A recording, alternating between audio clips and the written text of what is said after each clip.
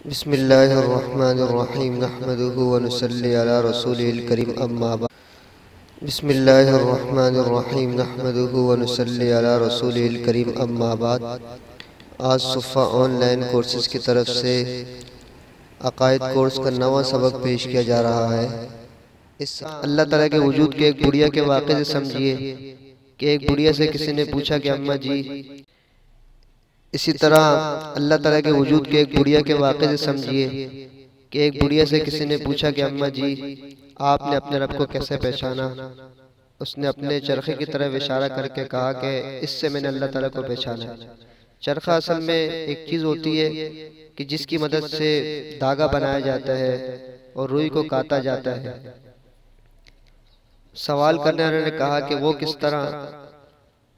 तो बुढ़िया ने कहा कि देखो बेटा, जब तक मैं ये चरखा चलाती रहती हूँ ये चलता रहता है, और जैसे ही चलाना बंद कर देती हूँ तो ये नहीं चलता। तो मैंने सोचा कि जब ये छोटी सी चीज़ बगैर चलाए, इसी तरह अल्लाह ताला के वजूद को उस वाक़े से भी समझा जा सकता है। इसी तरह अल्लाह ताला के वजूद को उस वाक़े से भी समझा जा सकता है जो इमाम साहब का एक मुल्हिद के साथ मुनाज़रा हुआ। उसकी तफसील कुछ यूँ है कि इमाम साहब के दौर में जो उमवी खलीफा था, उसके दरबार में एक दारिया और मुल्हिद शख्स आया जो खुदा के वजूद का इनकार करता था, और वो ये कहता था कि कायनात खुद ब खुद चल रही है, इसको चलाने वाली कोई ज़ात भी नहीं है। और उसने बादशाह के दरबार में दावा कर दिया कि जो सबसे बड़ा आलिम हो उसको मेरे पास बुलाया जाए, मैं उसे मुनाज़रे का चैलेंज देता हूँ। उस वक़्त चूँकि इमाम अबू हनीफा रहमतुल्लाह बड़े आलिम थे, तो बादशाह ने इमाम साहब रहमतुल्लाह को बुलाने के लिए आदमी भेजा। वो आदमी इमाम साहब रहमतुल्लाह के पास 8 बजे के वक्त, तकरीबन रात का वक्त था, उस वक़्त पहुँचा और उसने कहा कि फरमाने शाही आपके पास आया है और आपको दावत दी जा रही कि आप आएँ और एक दारिया के साथ मुनाज़रा करें। इमाम साहब रहमतुल्लाह ने जवाब दिया कि मैं बादशाह के फरमान को कबूल करता हूँ और इंशाअल्लाह मैं ज़रूर आऊँगा। वो बादशाह का कासिद वापस चला गया। इमाम साहब रहमतुल्लाह ने जाने की तैयारी की। इसी दौरान इमाम साहब के और बादशाह के दरबार तक दरमियान में एक रास्ता दरिया था, दरिया दजला के नाम से एक दरिया था।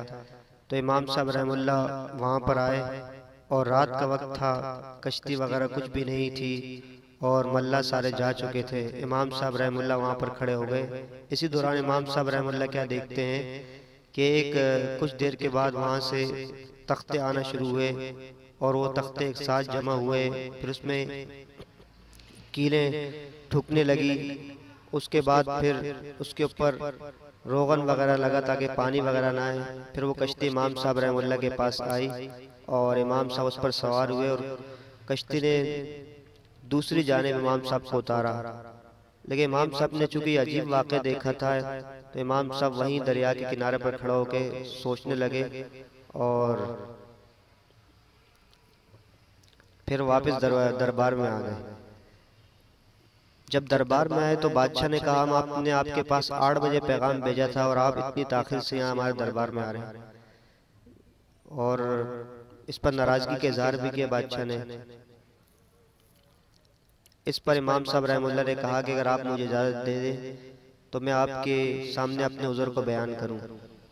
बादशाह ने इजाज़त दी तो इमाम साहब रहमतुल्लाह ने फरमाया कि आज मैंने अजीब वाक़या देखा है। वो वाक़या ये देखा कि चूँकि सारे मल्ला जा चुके थे, कोई कश्ती वहाँ नहीं थी, तो इतनी देर में तख्ते आए, तख्ते जोड़े, उनमें कीलें ठुकी, उसके बाद उस पर रोगन लगा, मेरे सामने आई और मुझे दरिया के दूसरे पार उतार दिया और अभी मैं आपके सामने आया हूँ।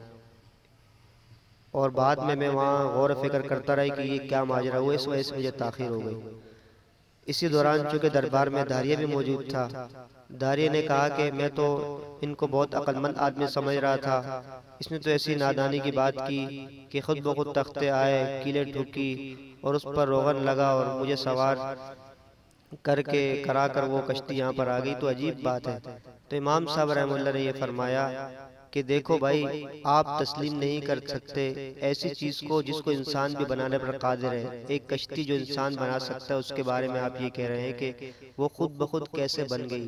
तो फिर मैं भी ये कहूँगा कि इतनी बड़ी कायनात जिसके अंदर सूरज गर्दिश कर रहा है और चांद भी अपने महवर में घूम रहा है, तो ये इतनी बड़ी बड़ी अल्लाह, इतनी बड़ी बड़ी मखलूकात ये खुद कैसे घूम सकती हैं, चक्कर लगा सकती हैं। इनके पीछे भी एक ज़ात मौजूद है जो अल्लाह ताला की ज़ात है, जो इसे चला रही है।